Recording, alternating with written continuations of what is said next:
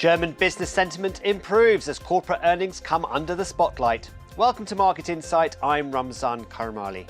There was a raft of companies reporting results today, and it's fair to say it was a mixed picture. In the negative column were the likes of Lloyds Bank and Roche, and on the positive side were the likes of Eni and Heineken. Also out today was data that showed German business morale improved more than expected in April. So could the worst be over for Europe's biggest economy?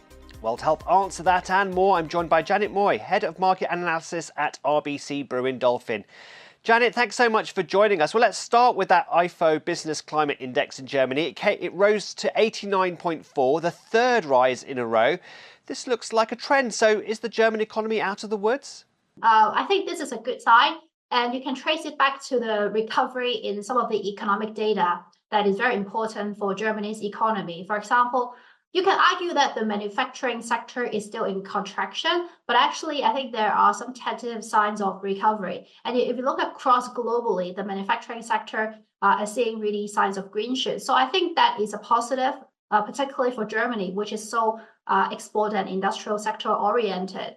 And also, I think that there are more signs that the euro area is likely to emerge from a recession from the second half of last year. So I think all these are quite upbeat. And of course, the stock market in Europe has been trending higher, which I also think that would add to the positive sentiment among investors and business owners.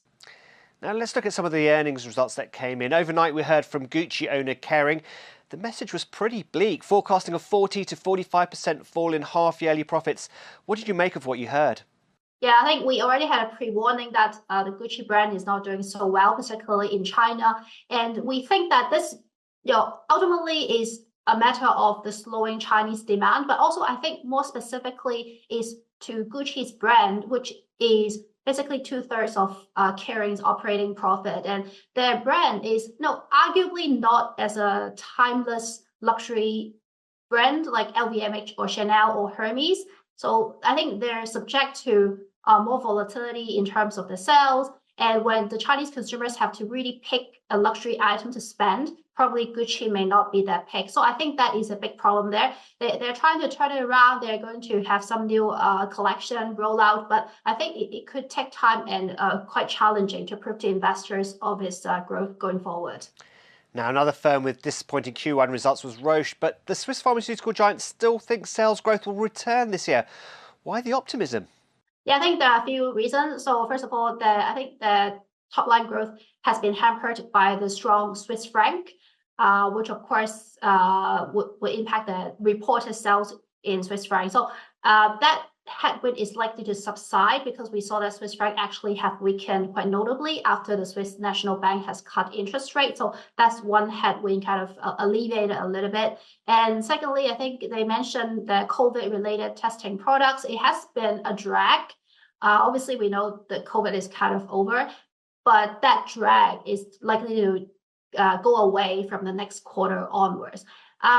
I think there is a little bit of optimism, but also quite a lot of uncertainty because they actually have removed some drug trials going forward. They're going to streamline the drug discovery. So I think to investors that could pose some question on the growth prospect because these drugs, the potential of new drugs coming to market is often very important for these pharmaceutical companies. Now, consumer goods group Reckit did report stellar results, but it's not all good news. There's still uncertainty over a potential lawsuit in the States over one of its baby formula products. So should investors be cautious when looking at Reckit? I do think so. I think that on the top line, there's a bit of recovery and stabilization across its business unit.